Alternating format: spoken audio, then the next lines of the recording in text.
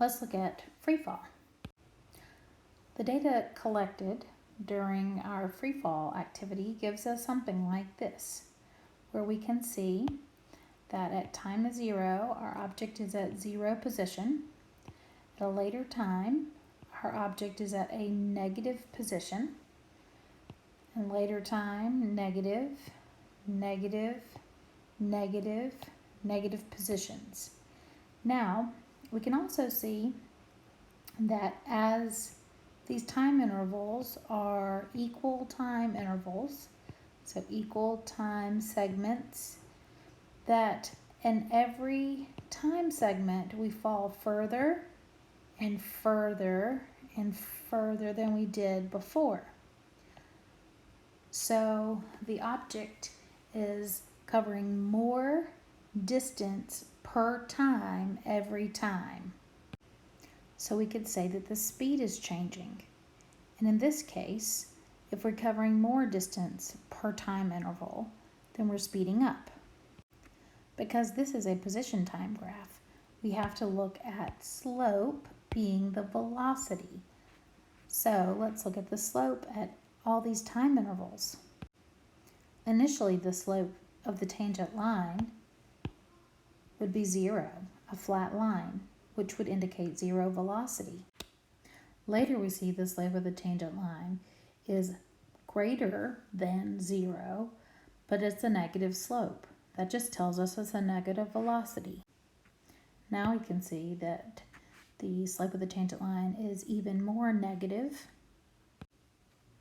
and more negative, and more negative, and more negative. So as time goes on, the slope of the tangent line is actually getting steeper. So as this velocity gets steeper, then that indicates that the velocity is changing. And a changing velocity means acceleration. So our acceleration was causing our object to speed up because the speed at every moment was greater, but our velocities are all negative slopes. So our acceleration is negative.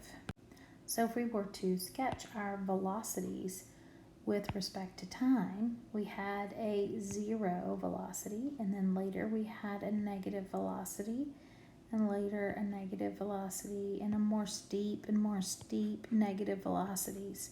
So over time, we will see a net total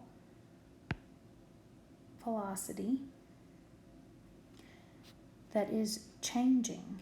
And remember, the acceleration is the slope of the line, so this slope is our acceleration, and this slope is negative. Therefore, our acceleration must be negative. Before, when we used our equation for a line, and that y is equal to mx plus b, we were able to determine an equation for this line that we had just graphed. So let's do that again.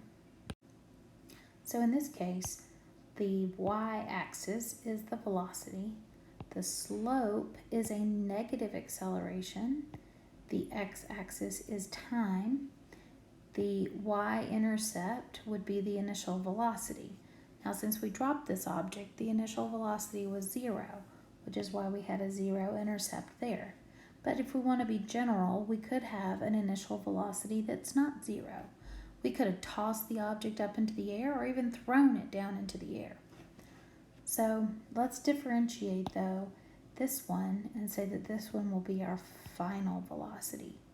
Now typically we don't see it written in this order, but we would see it written as the v final is equal to the v initial and then minus at. Now for all of our objects that fall, they all have a similar acceleration. Now the data from our lab was in centimeters. And centimeters is a great unit to use, but it's not the SI unit or the system international or international system standard unit meter is. But it's pretty easy to change from centimeters to meters. We just divide by 100. So if I do that, then I can recreate this graph. So it would look like this, like a parabola. And then our velocity time graph. So after creating this velocity time graph from all of the slopes of the tangent lines over here, I can pick 2 points on my best fit line and find the slope of this line.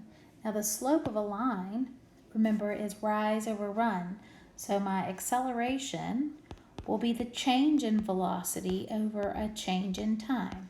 So for these numbers, I would have that my acceleration is my final velocity, which is the negative 2.9. And remember, I've converted from centimeters earlier to meters by dividing by 100 to get my new position graph. And so then I have meters per second on my velocity time graph here. And then, so this will be minus 0, my initial velocity, and then divided by my final time is 0.3 seconds minus my initial time, 0 seconds. And so after I calculate that acceleration, I'll get 9.67, and the unit would be meters per second squared, which remember is the same thing as meters per second per second. Now, no matter where we are on the face of the planet Earth, if we drop an object with very low air resistance, we'll get a number that is very similar to this one. And that number is typically 9.81 meters per second squared. That number may look familiar to you. That number is usually considered the gravitational acceleration. So that means that in my equation of V final is equal to V initial minus AT, I'm going to convert this A right here to a G. And then this A right here is not any old acceleration, but it's a very special acceleration. It's an acceleration due to the gravitational field of the Earth. Now, most of the time, it's much easier for us just to use the rounded value of about 10 meters per second squared. Now, notice this negative sign in my equation is the same negative sign here. So I don't want to double substitute. So I want to refer to this gravitational field constant, okay, as an absolute value. And so then when I substitute in G, I can substitute in the absolute value and use 10 to make all my calculations easier.